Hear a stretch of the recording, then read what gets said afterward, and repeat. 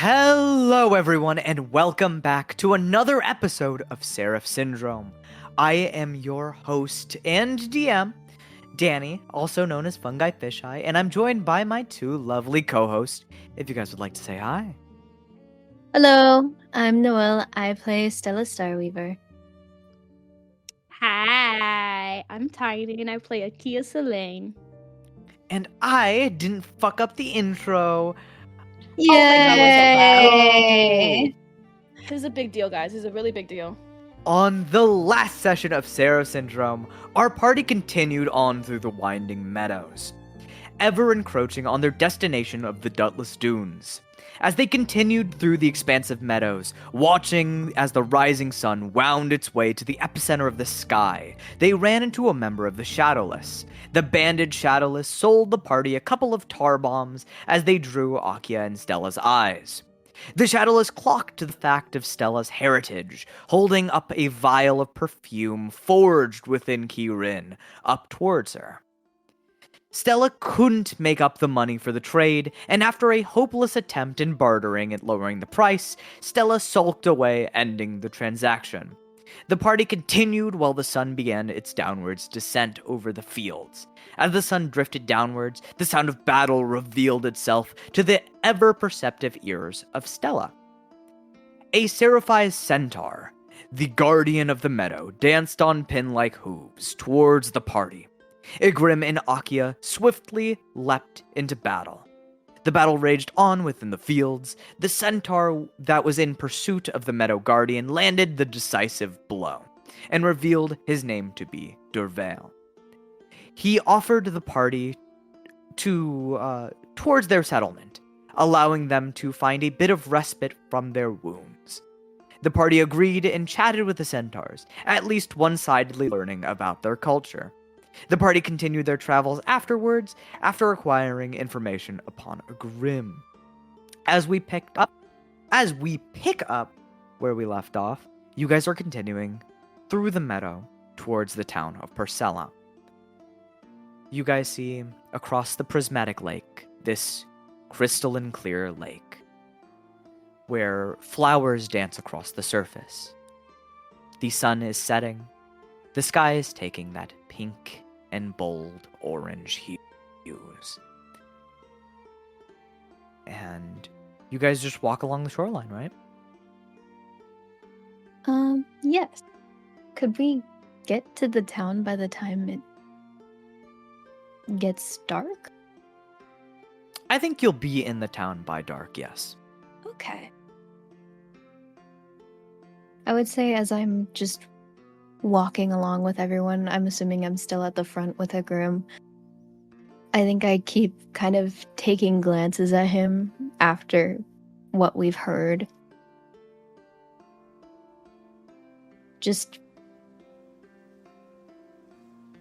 I think I just turn to him for a second and go, "You have quite the reputation, Igrim. I had no idea it went this far." Igrim looks at you for a second and does an okay sign with his hands.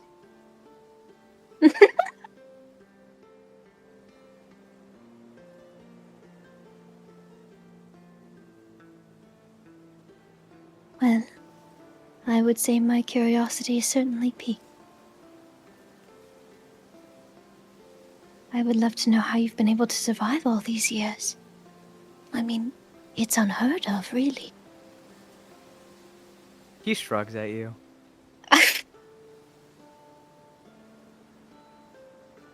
Stella, you're asking some rough questions for a Grimm. Not anyone has been able to get that answer from him. I suppose you're right. But I mean, we're so close. No, I understand. But there was one time where Jolray was trying to get that information from him. She tried wrestling it out of him, and he just walked past her. Oh. Oh, goodness. Yes, that sounds like quite the grim thing to do.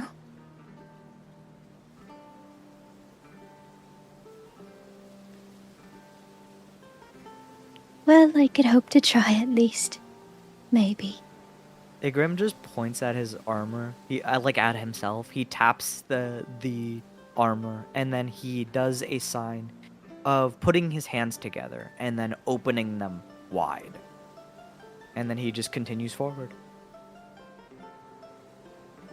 Can I roll insight to try to see what he's trying to say? Absolutely. He's just built different. 14. Yeah, Um, for sure. Igrim, with a 14, Igrim is just saying, I've lived a long life. And he Aw. just continues. Okay. I will remember It's not that. enough. It's not enough. Stella will remember For this. Stella? For Stella? It's never enough. No, of course not. Akia, is there anything you're doing at the moment? I feel like she is just walking calmly, taking in the scenery,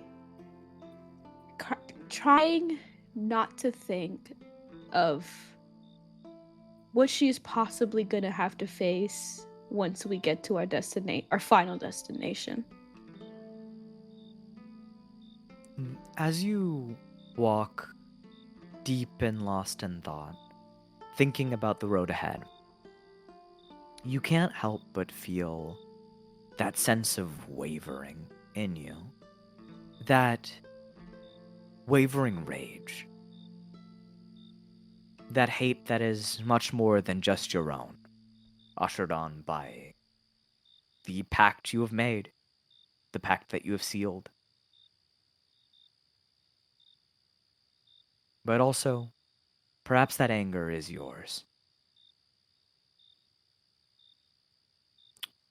What would Akia feel more so? Is this rage hers in full? Or is this being more spurred on? I feel like it's hers in full. She has a very deep hatred for Revenair, but has kind of tried to like move past it until the contract has been made and she kind of knows that it will never go away. Then those boiling pits of anger and rage, resentment, fill you for the journey ahead. Even in this calming scenery, you only are met with anger inside. And I'd say, if you guys have nothing else you want to do, talk amongst yourselves. You guys would be getting to town right about now.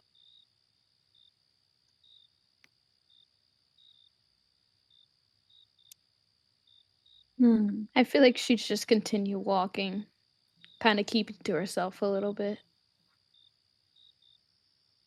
Yeah, I You think and Stella Arteno just tries both. to lead.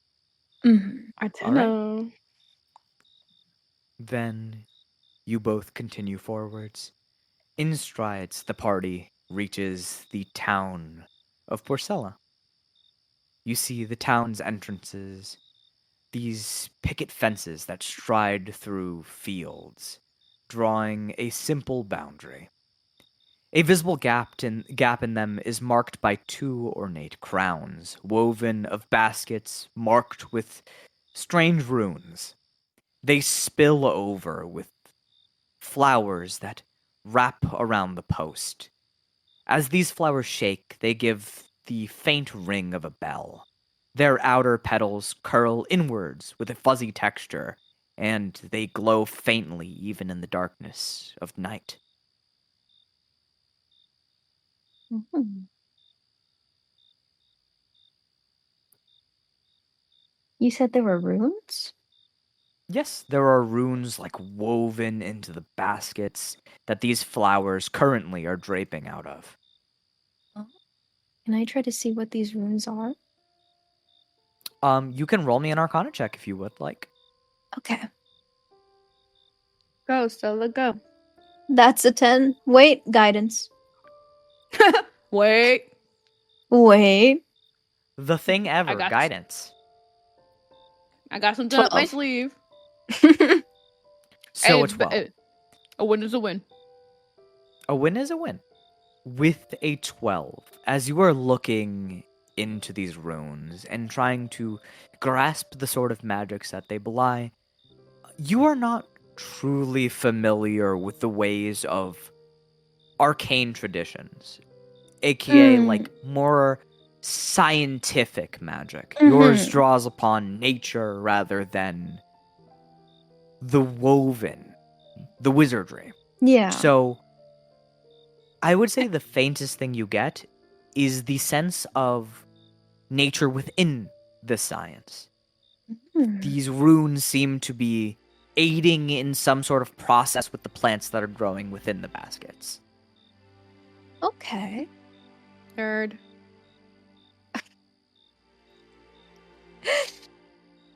Nerd. Sorry, Arcos came out of me there.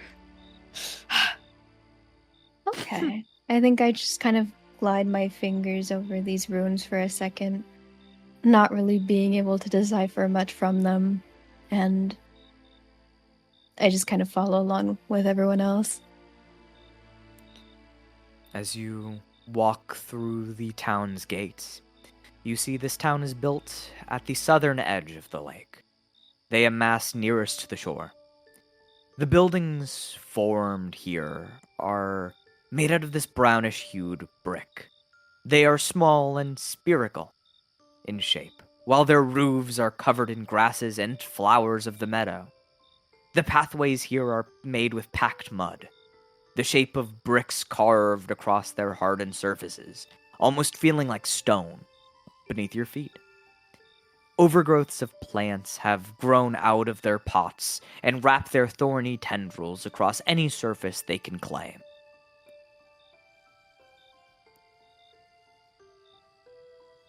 Is there anything in specific that you guys are going to be looking for within this town? Because this is a small town. There was that tree that the centaurs mentioned. I was about to say. I would say even without a roll. There, in the center of the town, you see a single tree. It's large and overbearing. Its canopy sprawls upwards, creeping above every building in sight. Its branches splay and display vibrant green leaves as they sway in the night's wind. Moonlight delicately shines down through the gaps of the tree. Across that tree, across the front-facing part of it, you would see that there is a crude carving along the rough bark. It's etched so deep that the tree would never heal it. You see it looks like a Grimm's visor, along with the words, written in common. The Blood Knight Grimm, the devil who devils feared. Oh. Okay.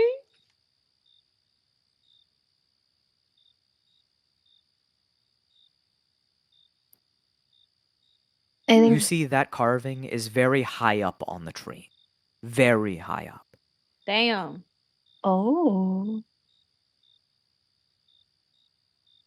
I think I kind of like scoop past towards like Akia and Arteno, and I just go, "Look, there's the tree." And they were right. There's the carving right there. Oh. Why is it so high? I don't know. Perhaps maybe the tree has grown since that carving's been there. It must have been a fairly long time, if the tree has grown so far. A Grim is quite old.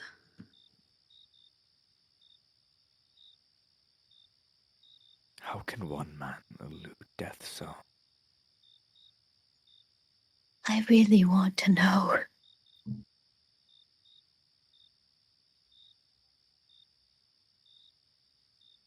Over a century at least.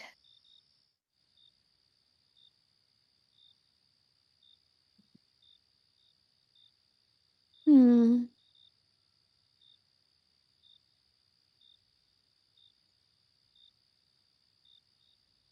Oh well, I suppose we'll keep hearing more tales from other people.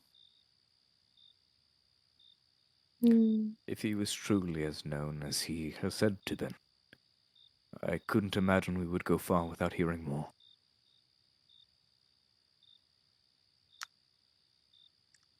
I feel like here, Akia's gonna call out for a Grim. You call out to a Grim, and you see he is standing in front of the tree, and he just turns around to face you.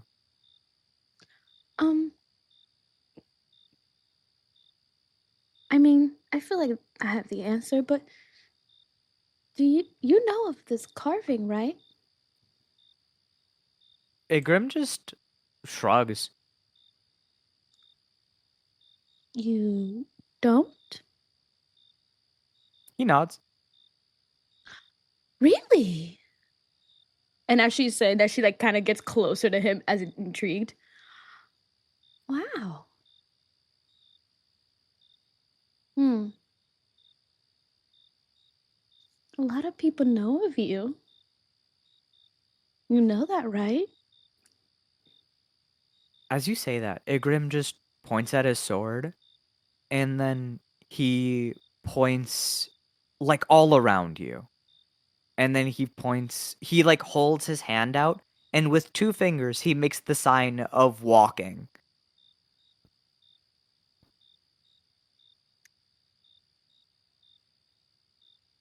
If you would like to roll insight, Please. you can. Very low DC. This is super low. I'm too stupid for a Grim. Guys, if you ever hear the moment of silence, that's me trying to figure that shit out. No, that's so real. It's not Akia, it's me. Inside. Shit, where are you? There you are. Hey! I did great. Whew. Oh my god, Igrim nice. Tell me. basically stated, as he would arrive to these places, he would fight whatever was here, and then he would continue moving. Would you do it alone? He nods. Mm. For how long? He stretches his hands out wide. Oh. That's He then points at all of you, and then shrugs.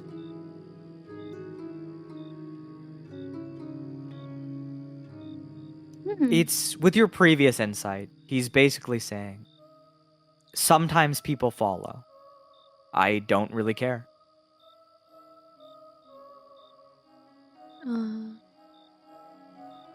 You don't get lonely? He shakes his head.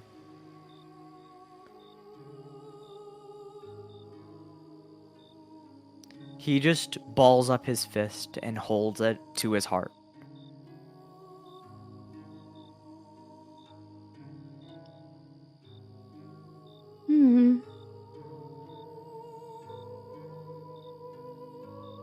I feel like it gets a little lonely.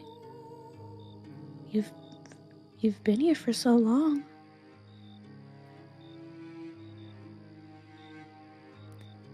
You see as Igrim goes up to the trunk of the tree, and he just grabs his charcoal pencil and begins to etch things onto the bark. She follows And behind him to see. he basically writes down, life continues. I move alone. Life dies. Igrim stays.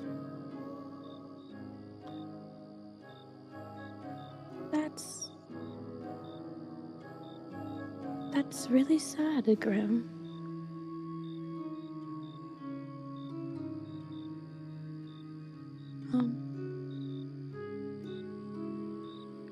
I feel like everybody deserves a little company. He just writes, "It is welcome when it's here. It is not missed when it's gone." Why? You don't have to answer. I'm just curious. He Think just Stella's writes, rubbing off on me. he just shrugs and writes, "My name is a blade. My promise is to people."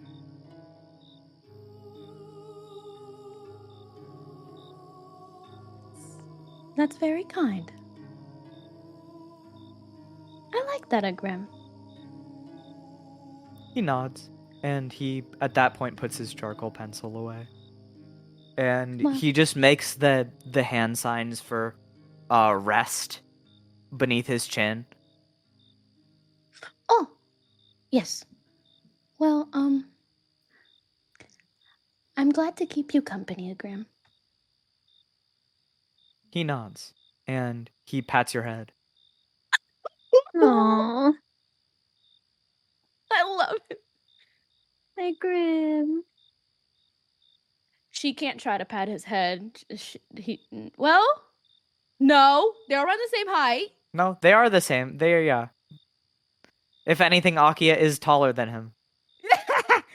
I feel like she would try to pat his head back, but is like hesitating a little bit because she doesn't know if he's okay with that or not.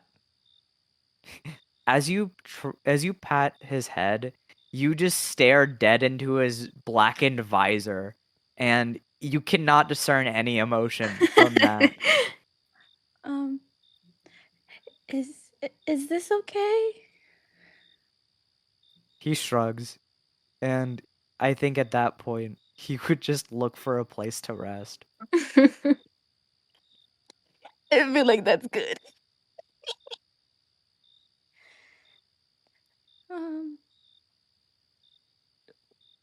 Would a hug be better? He just shrugs.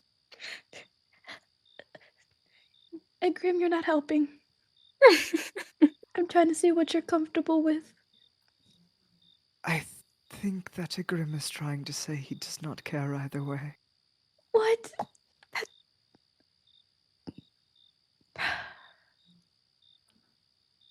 Okay. He's a very aloof soul. Very. You see as Gully actually begins to go near the tree and try to copy one for one what Grim is writing. Oh. He does that thing where you like press paper onto like writing and like spreads his like pencil over it to get the imprint of the bark and his writing. I think I just kind of look over his shoulder while he does this. What are you Sure. doing? Of course she does. You know. Just Stella. keeping a note. It's rare Igrim talks, and especially about himself.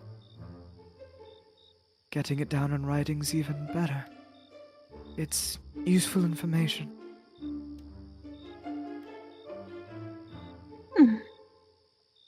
I do agree with that. Learning anything about Grim is very rare. It's only been a handful of years since he joined the Bloodletters. I know before that, he would basically only travel alone.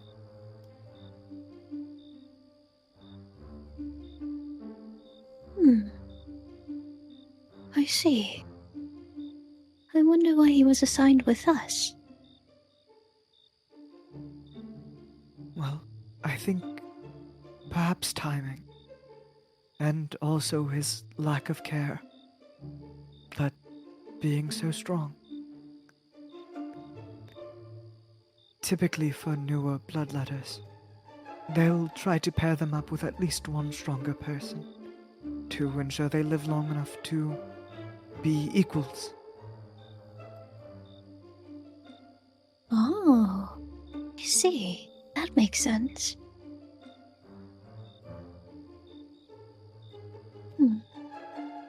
I'm not sure if I could ever reach the same level as someone so lived, but I'm happy to fight alongside him nonetheless. It truly is an honor you never really get. And I think Gully also starts using his mage hand to capture the imprint of the carving in the wood of a Grim as well. Oh, It's a little bit too high up for even Gully to reach. how tall is he? Gully is, I would say he's around like 5'5". He's probably the shortest one here. I love a short king. Here, let me see if I can try. I'm gonna try to. Oh, this is taller than even you. It's tall. Okay, I try for like a split second. I'm like, no, I don't think I can. 'Tis why I went for the mage hand. I am not so emasculated that I can't ask for help. Oh no, Okay. no, I wouldn't assume so. I'm very secure, I'll have you know. Well, that's very good. I'm very happy to hear that. I feel You like tell my him, jokes Gully. are just flying over your head. Oh. I love Gully. I just kind of blink for a second. Oh, sorry. It's okay. I imagine the I'd lizard say- blink. Not used to being The around lizard so blink, many people, true. you see. The lizard blink just one eye at a time. Yeah.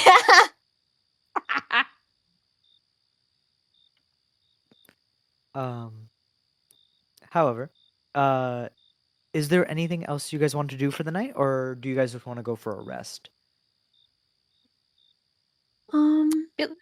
I feel like rest is good. At least Akia would like to rest. Yeah. What's Oteno doing? Arteno currently is staring daggers at the back of a Grimm's head. Oh. Okay, I'm gonna go up to him and be like, is everything alright, Oteno? What lies beyond that helm? If what he is saying is true, and I have no reason to doubt, couldn't he be a cure to everything that has been ailing us?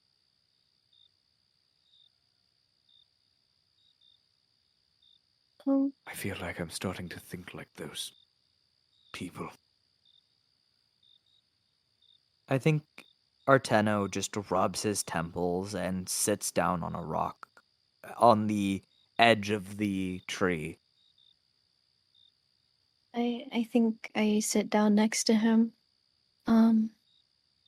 What people are you talking about? In the ghost town of the Grove, there is more than just my noble family.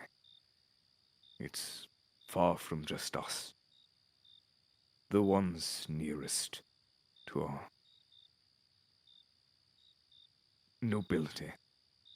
They are curious, to say the least.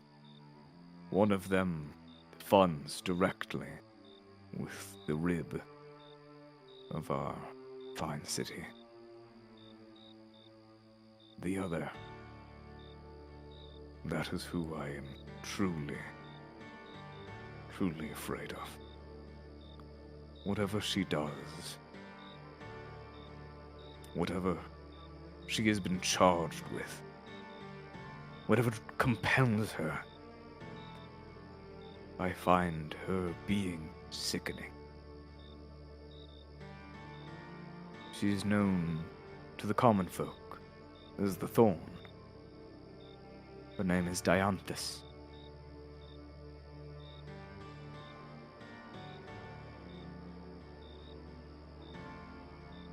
The Thorn, you say? Is this that science you were referring to before? I suppose you heard that, yes. She is the very same. Her sick and twisted ways. She winds herself around the dead. I've only heard tales and rumors. I've only stood outside of the gates of her foul manor. But there's one rumor that the nobles, the rich of the grove cannot avoid.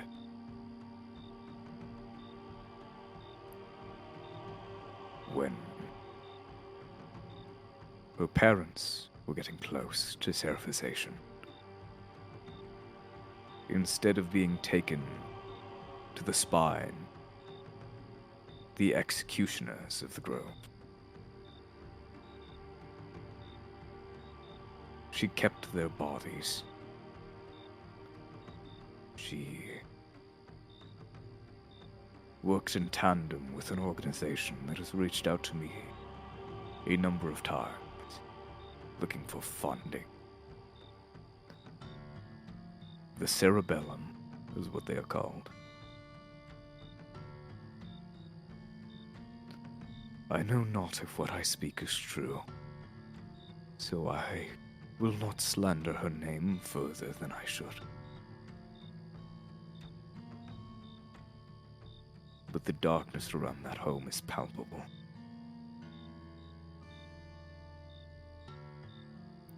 I feel as if I've heard screams echoing from the grounds beneath.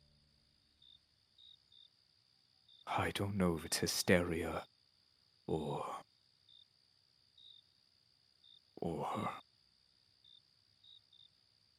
a deeper, darker thing running through my mind. But Arteno looks at you.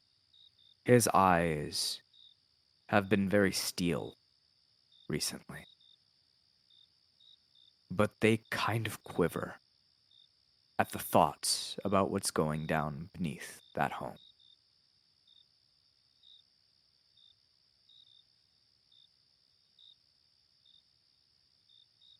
What's buried beneath that manor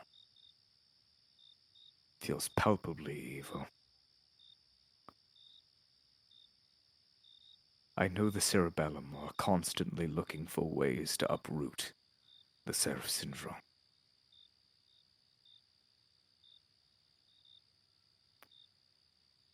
But sometimes I wonder if science has been taking it too far.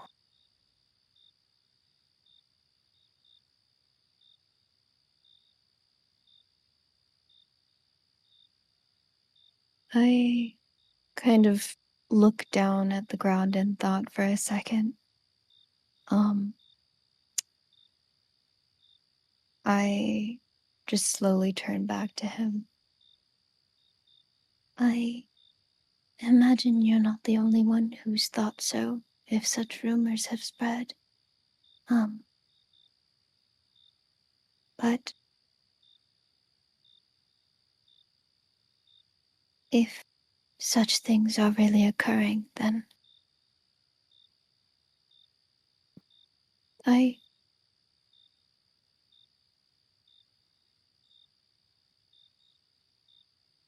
know that some of the things that this world has made us do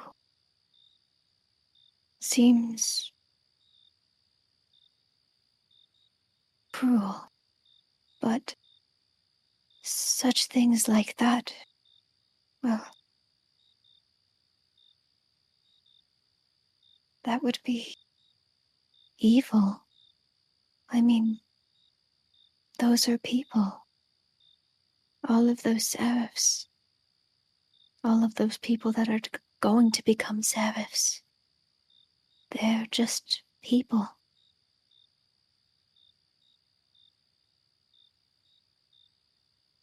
After seeing those dwarven orcs drop those bodies, reeking of booze, it only feels like it is affirming what I feared goes on beneath our town.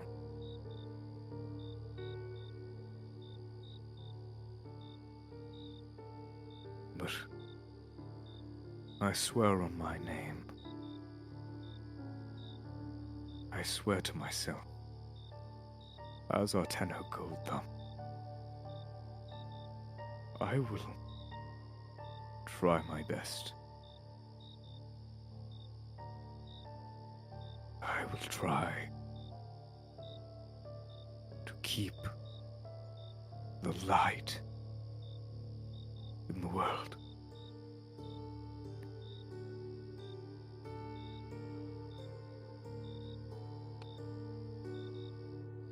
I know I can.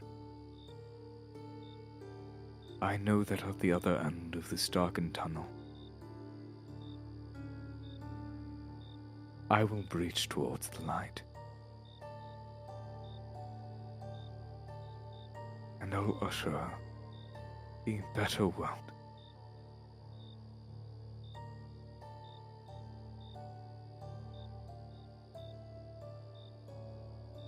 I know that humans are so much better than this.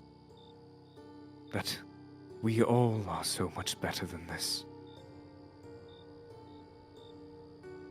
I just know it.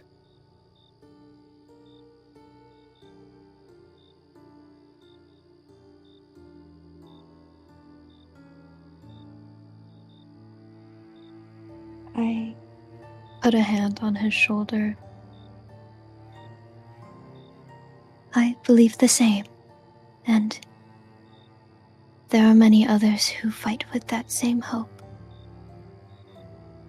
I'm sure that you can bring that light, that we can bring that light. That is a hope that many people could use in these times.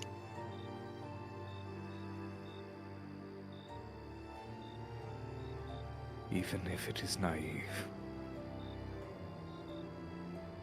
we can only hope to strive.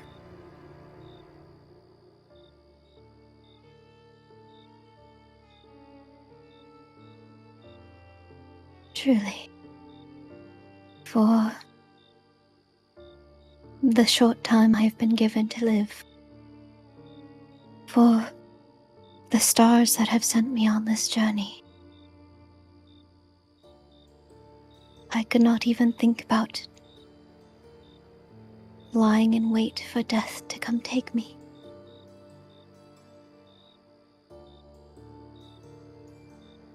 If I could bring change, I would like to. Arteno nods. He pats your shoulder. It is getting quite late.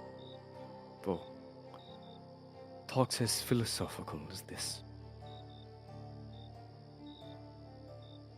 Perhaps we should rest for the night. Yes, I think we should. We've got a long journey ahead. Akia, was there anything you're doing while they're having this conversation? Hmm.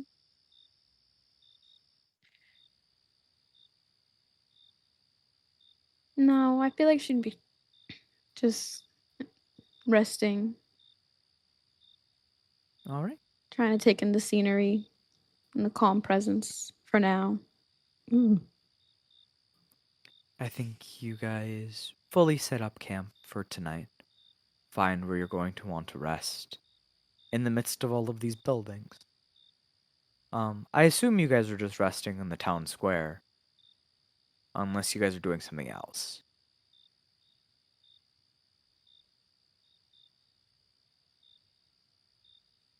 Nope. I think resting in the town square would be fine. Alright, so you guys set up some camps beneath the tree. Moonlight continues to shimmer downwards through the leaves, funneling through whatever gaps they can find, like silvery pinholes, cascading down upon your camp. You guys eat a good meal, one hunted by a grim. And you guys get a long rest as you turn in for the night. If Yes. there's anything you want to do, Stella, as you're waking up, you definitely can let me know. Like as I'm switching with Igrim. You're not quite sure who you're switching with right now. Oh. Okay. Um I think I would get up, maybe just check the container for a quick second. As you check the container, nothing has changed so far. Okay. Um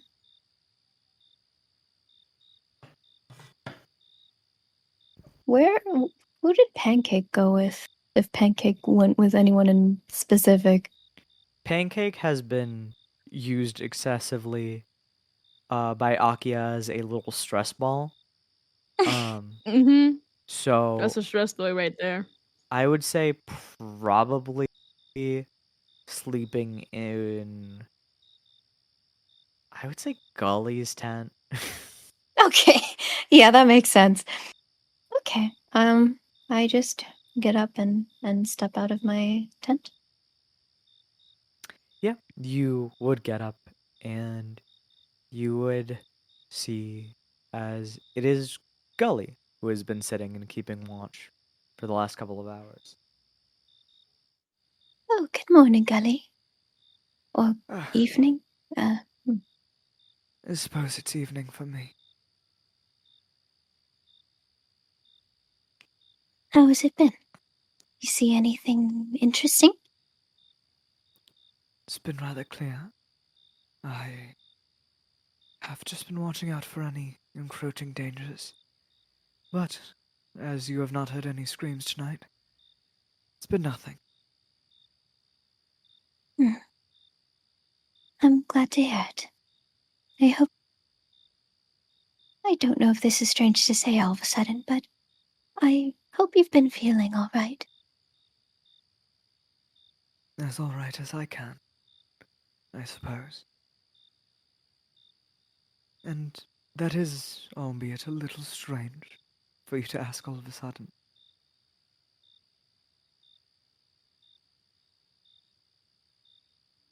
You know, I just want to make sure everything's all right. I know, things have been very scary.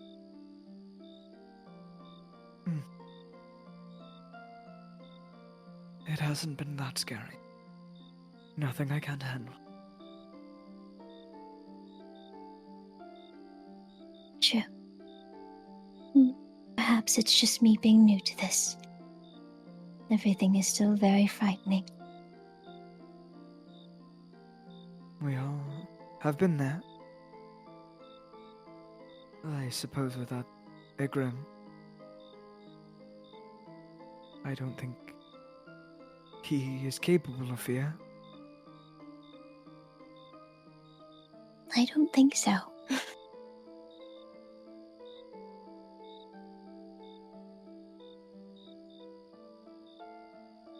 But you'll get there. Or you'll never stop being scared. But that's for you to determine.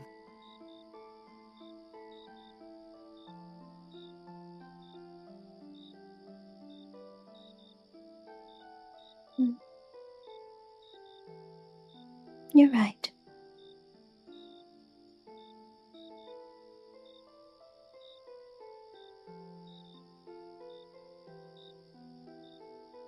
I. What was that?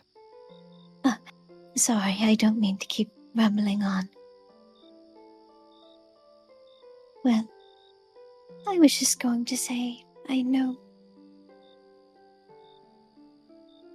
I might not be the most reassuring person to have around, considering, my, curiosity.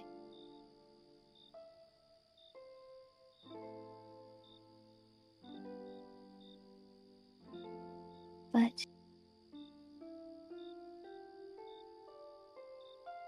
I do hope I can gain the same courage you have. Courage and curiosity go hand in hand, Stella Starweaver. Just remember that. I think at that point, Gully would stand up proper and head into his tent.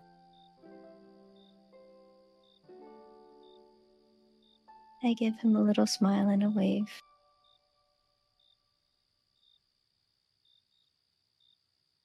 And you keep watch for the rest of the night. You can roll me a perception check to see how vigilant of an eye Stella keeps through the day. Okay.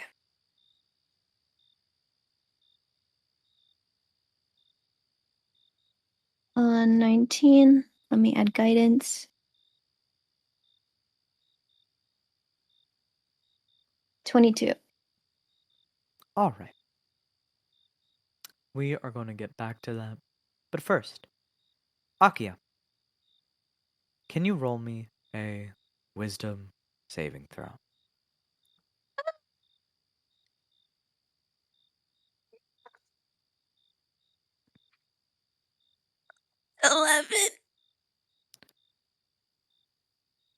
Akia, as you drift to sleep, the feeling of the day continues to barrel down on you, lingering hefty on your mind. The thing that has been looming over your head for the extended duration of your trip, for the extended duration of your life changing all of a sudden. Within a little time, your life has flipped so suddenly. And the only person you have to thank for that, or resent for that, is Ravanair.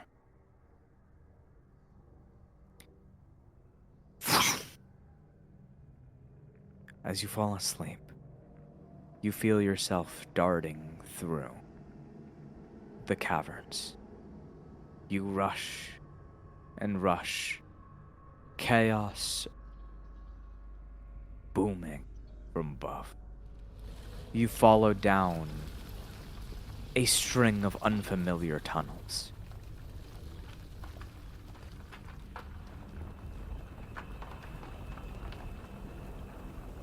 Chaos erupts all around you. Smoke you see as cracks begin to form along the cavern's roof. Crumbling stone trickles down from the ceiling.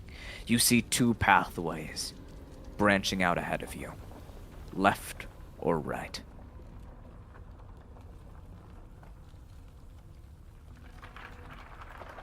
He just starts looking from left to right, not knowing what to do. Takes a deep breath and goes left. As you turn left, you find yourself running through this grass-laden tunnel. You find yourself moving further, your feet tripping up on loose stone. Roll me a dexterity saving throw. Oh.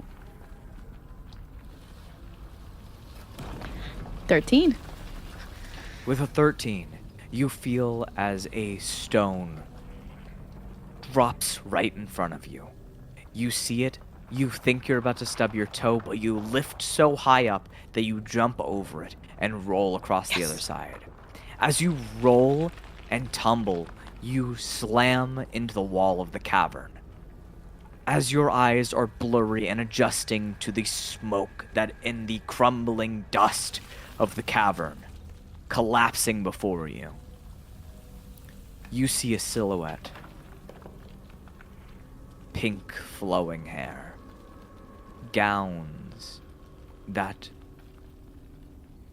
flow equally as fast.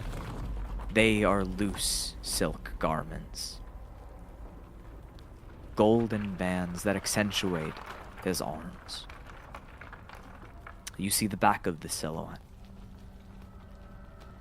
Then you see before you, within the cavern, past Ravenair, the bars of the cage in front of you are blackened and dark. You see the hands of your father desperately grasping out of them, crawling, pulling at the grasses as he's dragged further into a dark, deep hell. You hear the sounds of mutilating viscera. You hear the sounds of bones cracking. You hear the sounds of volatile blood spilling across the walls of the cavern. How are you feeling in this moment, Akia? She is feeling boiling rage in the pit of her stomach. You can see her hands are... She is gripping her hands so tightly that her nails are actively stabbing into her hands and she's bleeding, but she doesn't care. But she is so angry, but she feels frozen in place. As you feel frozen in place, you see as this figure begins to turn around.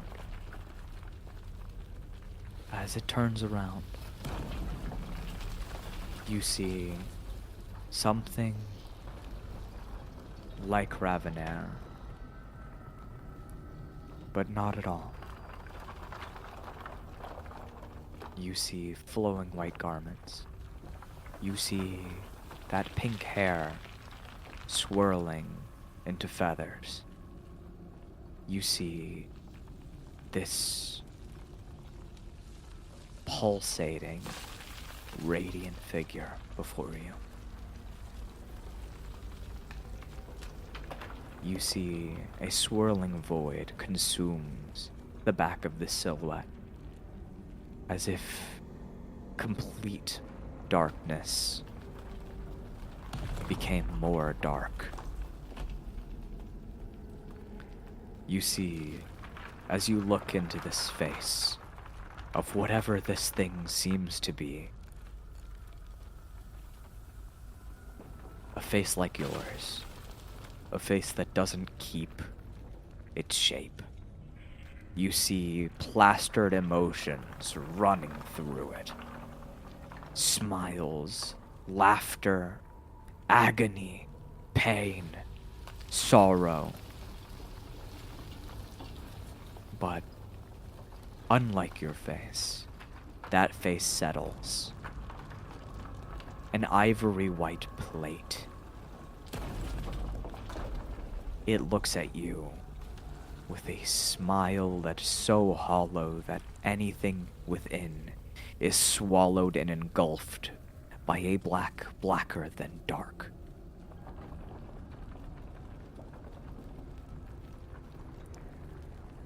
As this face looks down at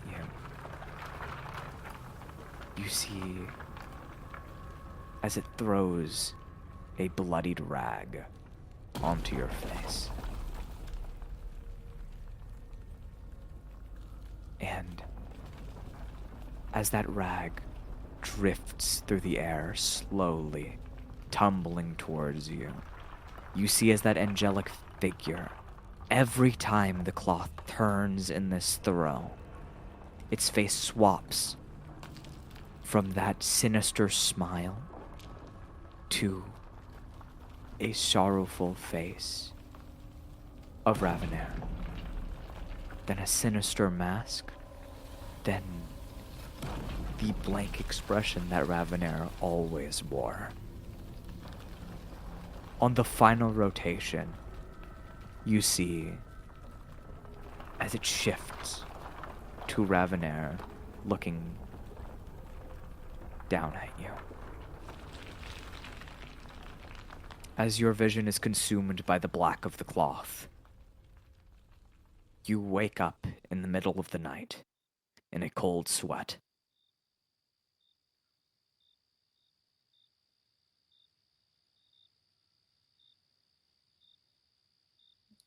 She's hyperventilating, and she sees that in her sleep she was gripping her hands, and she sees a little bit of blood on her palms, seeing how that rage affected her physically, and kind of starts looking around in her tent, trying to create some sense of reality, if she even can think that she's in reality right now. The darkened cloth of your tent is only slightly illuminated by the small pinholes of moonlight that have crept their ways in through the crevices.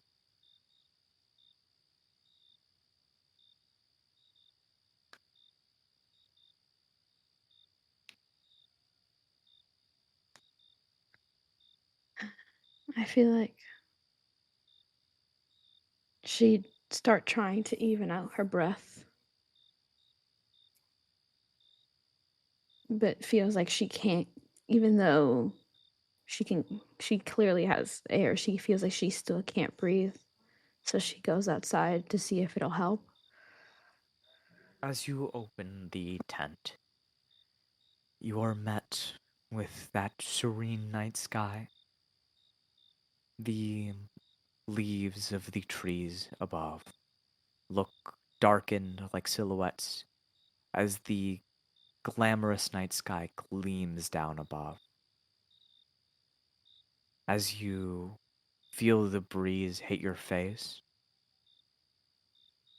you would see Stella sitting and waiting as the night is passing by.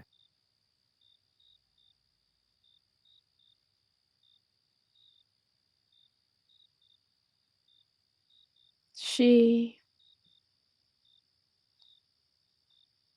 has Stella noticed her yet, or she hasn't?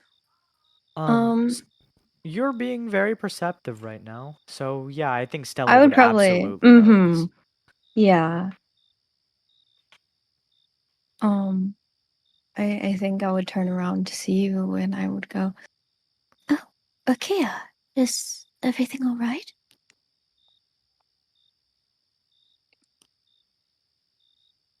Her eyes are kind of like shifting around, like looking around, and she kind of starts like wiping her hands on her clothes, trying to get rid of the blood. And it's just, um, mm, yeah, just, just, d- just, I just can't sleep. Um, I was tossing and turning in there. Yeah. Needed some fresh air. I pat the ground next to me. Come sit down then. Mm, all right, all right. She goes to sit down next to her.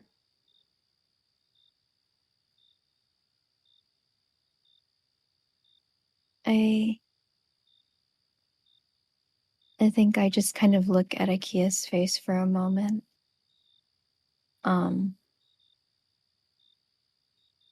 I think just trying to discern like what she might be feeling right now. Akia, how blatantly written on your face is this?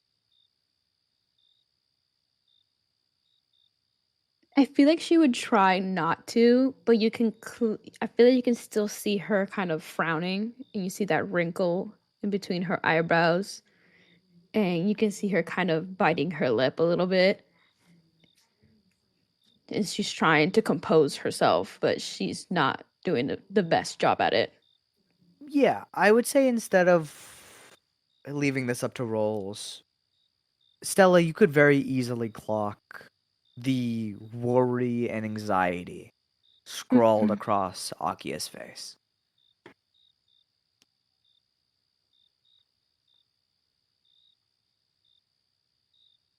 Is something bothering you? Oh, um, mm, just the normal anxiousness of everything. And kind of continues to like kind of stare off a little bit. And she's kind of rubbing her hands around her thighs, Hmm. kind of fidgeting.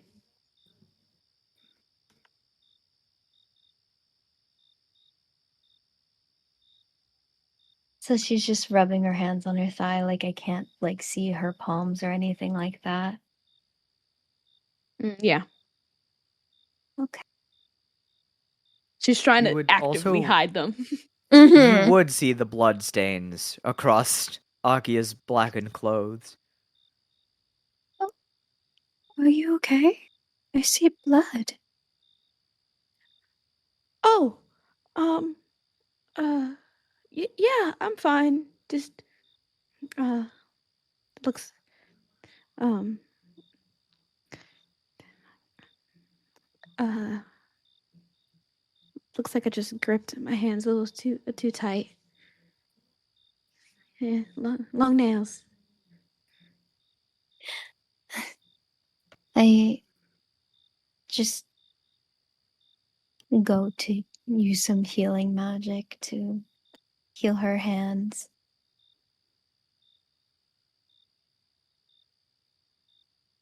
Yeah. I I don't know what's ailing you, but at least for the moment, there's peace.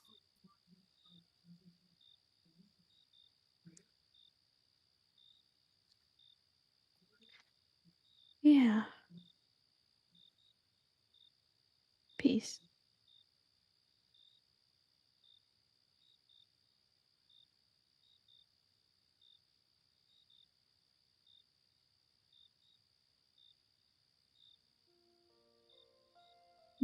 Whatever it might be.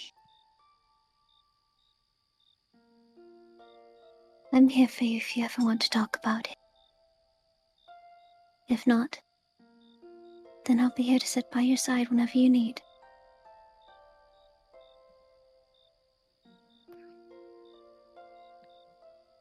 I feel like this is the first time she's actually looking at Stella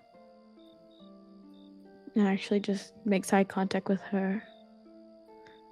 Just thank you. Thank you, Stella. They just give her a little smile and nod. Of course. Anytime.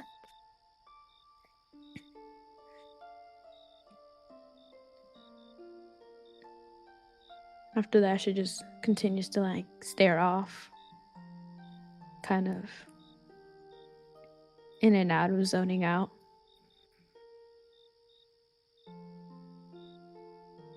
These fields are quite beautiful, aren't they? Mm. Uh, yeah. There. They're very nice, actually.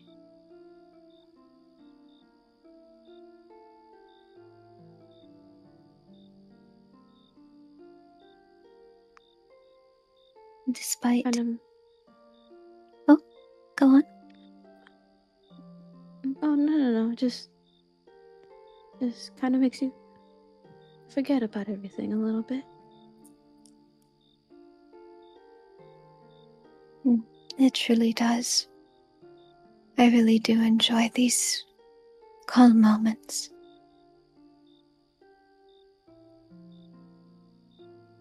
Despite our greater purpose, I am at least glad to see more of what this world has to offer. All of the scenery.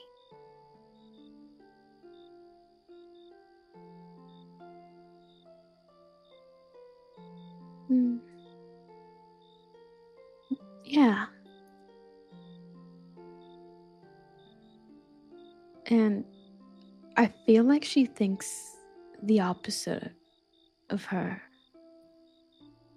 She's not liking seeing what this world has to offer. No, knowing that most of her life was very sheltered. At least when she was sheltered, it was safer in a twisted way.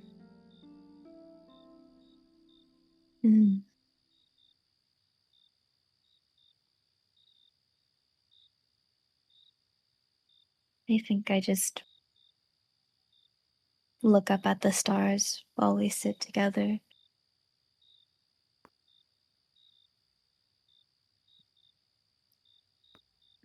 Does the night sky look any different tonight, or just the same as it has? Tonight, you see these swirling colors just as they always have been. Millions of twinkling stars gleaming overhead like a mixing concoction. A sparkling array amidst a milky galaxy with swirling colors of vibrant blues swirling with mixes of yellow, browns, and pinks.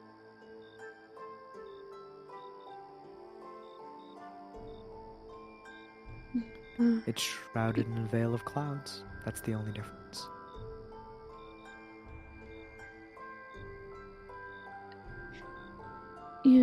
You like the stars a lot, right?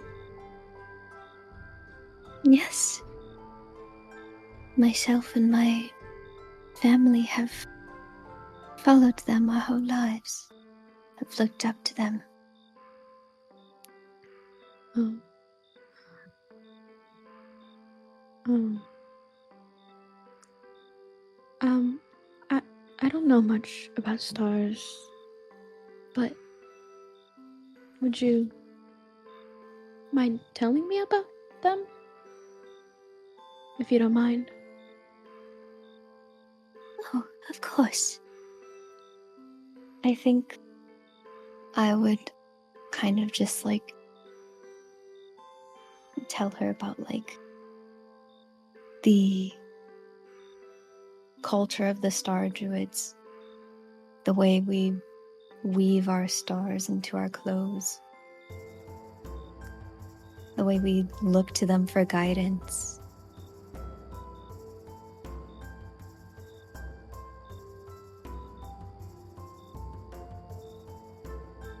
The stars, they mean everything to us. Since the day we are born, those very stars that we are given life under are weaved onto our clothes. And we continue to follow them until we can find a place that the stars shine just as brightly as before.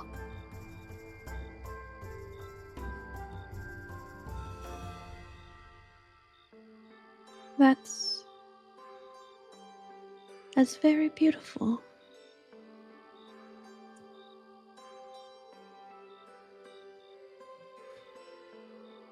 I think so. Even if even if it might seem like a long shot sometimes. I like to look towards the stars for any kind of sign if I'm ever feeling lost. Sometimes, even in the smallest ways, they can give you guidance.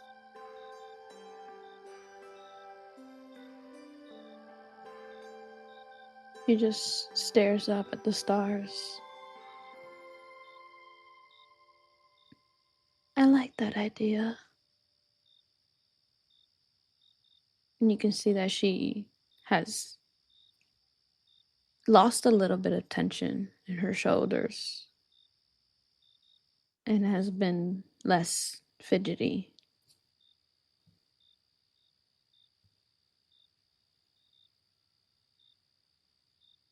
I think even outside of gods or any such things, if you ever need something to look towards the scars.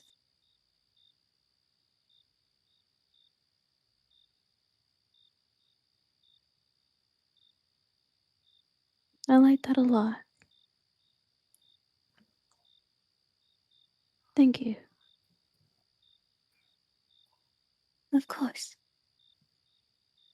I'm happy to be here for you.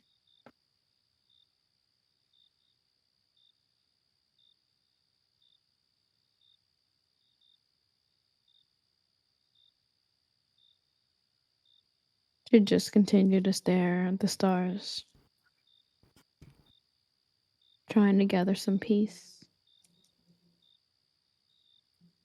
Do you think after a while would Akia head back to bed?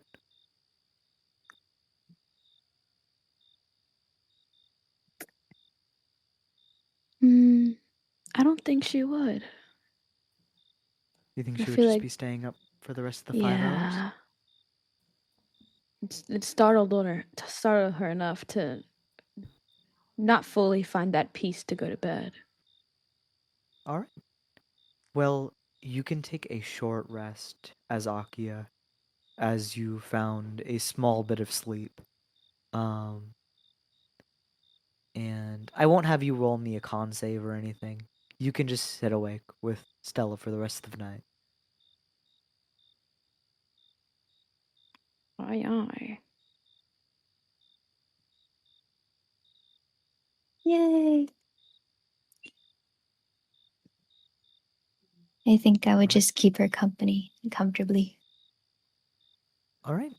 You guys sit together under the starry night sky for as long as it remains before it is slowly and surely whisked away by the morning sun peeking over the horizon. This would be Akia's very first time seeing the sunrise. Oh, A common sight for Stella, and a never before seen sight for Akia. She'd be very much in awe at the sun's rising.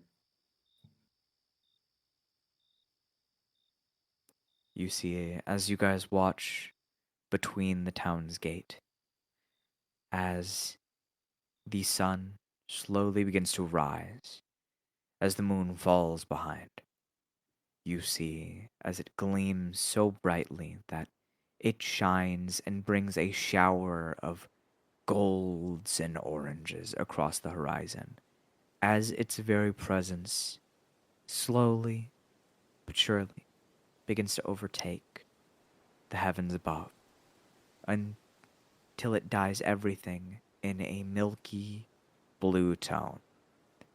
As morning fully washes over, at that point, you guys would hear as Igrim primarily is waking up. He gets up and immediately begins packing his tent away.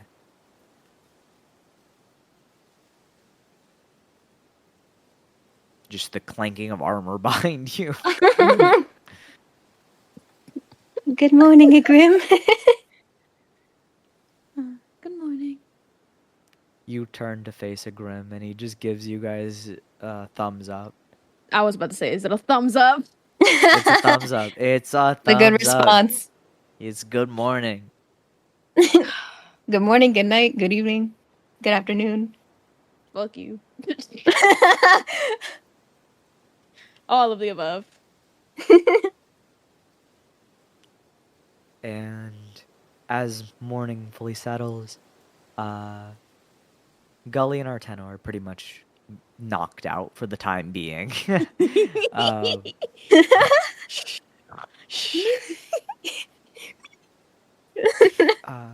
I would say that if you're listening close to Arteno's tent, you do hear some thunderous snores going. From I Oh know my- it. them. Whoever I knew is he was a sleeping type of snore. with him, packing up their tent. The lion's man- den. He looks like the type he would snore. Like that old dad snore of loud. The whole. He's actually going. He is doing something sort of similar. He's going.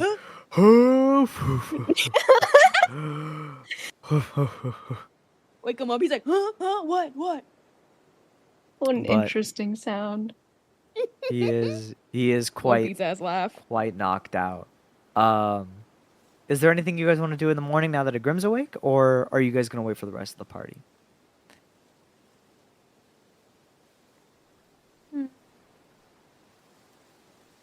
I feel like he would start kind of packing up at least her area. Yeah. Mhm. Yeah. Slowly but surely, you guys always pack up your things, cleaning up and then pushing them into the bag of holding, watching them Clean sink up, into the clean abyss beneath. You then hear a thud from Gully's tent. Oh.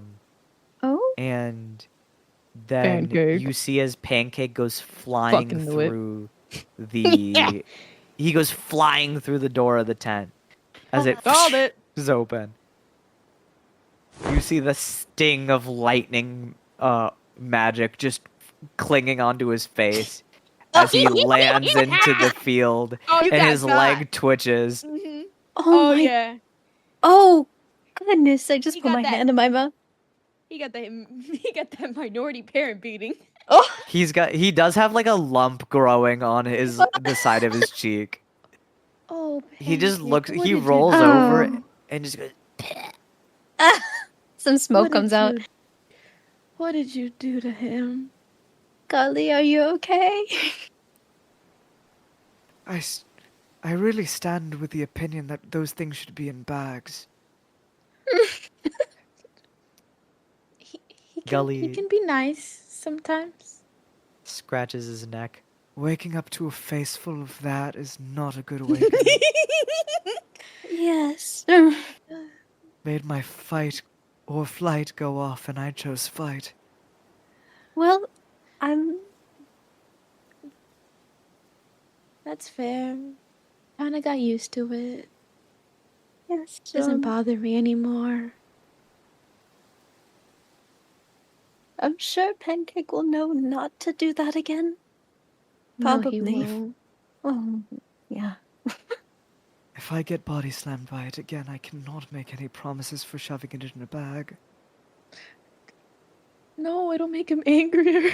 See, you hear that, Pancake? You don't want to go in the bag, right? Pancake just goes and just like spits out some smoke. Oh. That's a very disgruntled pet, if I do say so myself. That's not a normal one. That's a different one, guys. He got rage. And I'd say at that point, even Arteno wakes up, and you guys finish packing all of your gear, and you guys get fully ready for the next day of travel. Yeah! Yay! Yay!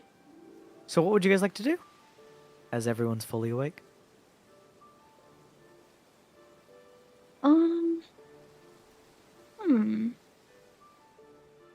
I guess we haven't really gotten much of an in-depth look of the town. Suppose not, no?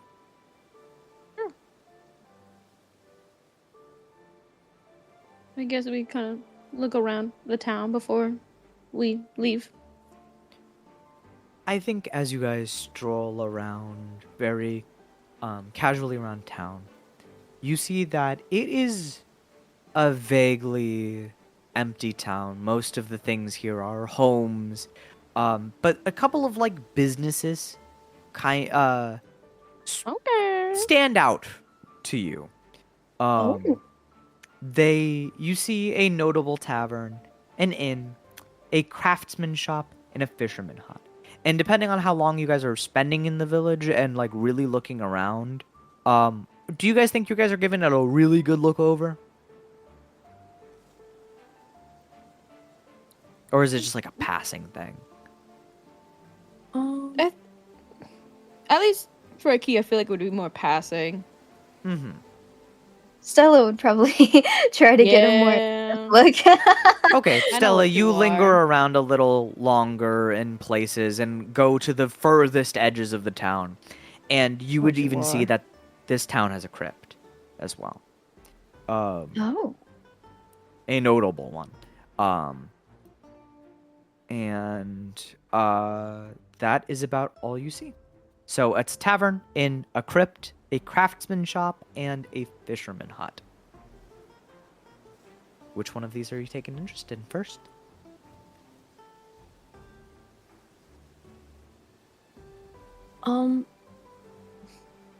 Do I know what a crypt is?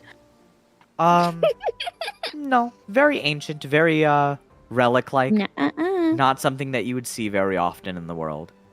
Or would- at least Stella would have seen.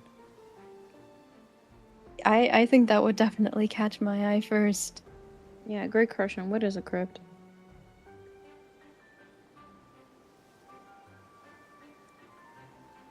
A crypt is like It's a I'm burial actually site. asking.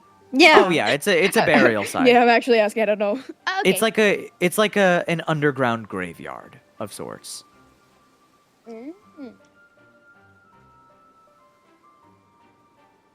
Think a mausoleum. That checks out. Yes. And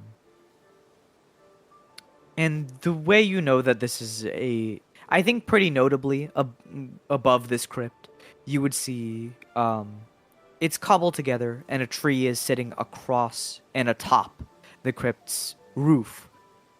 Its roots are spread like a river's delta.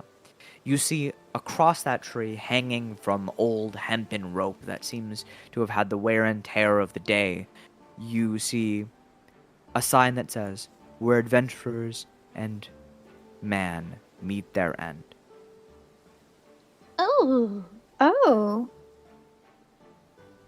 So very clearly a place where people come to die. Or just And die. would only Stella see this? Okay. Yeah, Stella was mainly meandering most of the way, but if you were just Aye, aye. accompanying her, you would see it as well. Which I think Akio would. Yeah.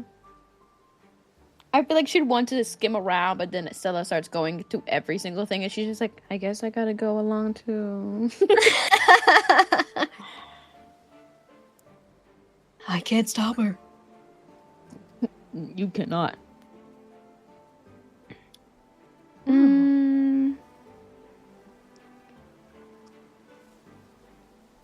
Where adventurers and men go to die. Oh. How nice. That does not bode well. No. You know?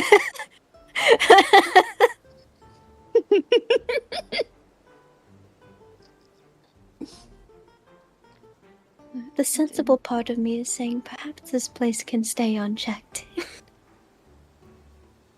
I think I agree with the sensible part of yourself. But I also think she wants to go. Well, you know, Stella. if there's one part, there's an implication that there's another. Oh. Well, just because one person wants to go doesn't mean that we all should go, or that any of us should go, including that person. Yes. Yeah. She just side-eyes Stella. I just start like robotically walking away. You peel yourself away from this unknown and foreboding area. She wants to go Is it- so bad. Is there any more of a tame environment that you would like to go see? If not, peeling yourself back to the crypt. She's gonna go. I knew it. I would, We'll eventually would- get there. I would probably say. What was the one before the Fisher? The A craftsman fisherman shop. Craftsman shop. I think I would like to go there. I was thinking of that one. As you guys walk towards a building very similar to the ones around it, shorter than the average, and the sprawling tree in the center of the town. The mud bricks of this building have seen one of the mighty branches of that meadow tree crawl across its surface and weave itself into the brick. The overgrowth wreaths a green shawl over the door, with ivy and flower drenching it. As you reach past the ivy and flower-covered door, as the door pulls open with a loud, rusty creak, that is where we will end today's session. Yay! Exploration! What a cliffhanger. I want to see. What a